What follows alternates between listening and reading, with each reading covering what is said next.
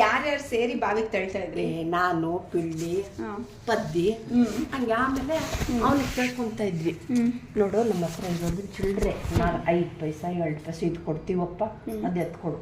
ನೀವು ಯಾವಾಗ ಹಿಂಗೆ ಮಾಡ್ತೀರಾ, ಕೊಡೋದು ನೀವು ದುಡ್ಡೇ ಕೊಡಲ್ಲ, ಹೋಗ್ರಿ ಅಂದ್ಬಿಟ್ಟ.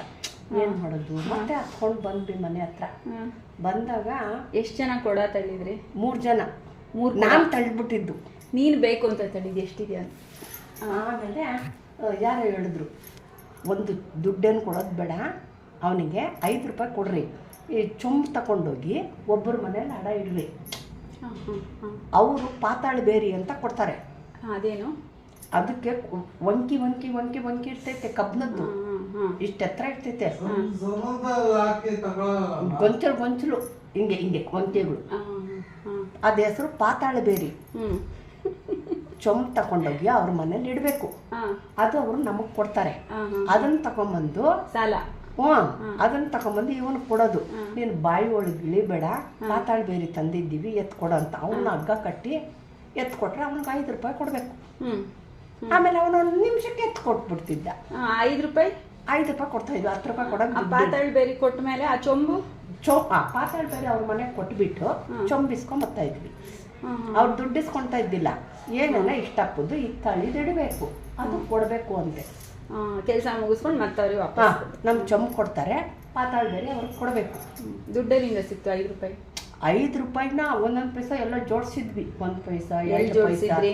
ಅಯ್ಯೋ ಐಸ್ಕಂಡಿಗೆ ಅದಕ್ಕೆ ಇದಕ್ಕೆ ಕೊಡೋರಲ್ಲ, ಎಲ್ಲೆಲ್ಲೋ ಇಟ್ಟಿದ್ದು, ಅದನ್ನ ಜೋಡ್ಸೋಷ್ಟ ತಲೆ ಕೆಟ್ಟೋಯ್ತು ನಮಗೆ.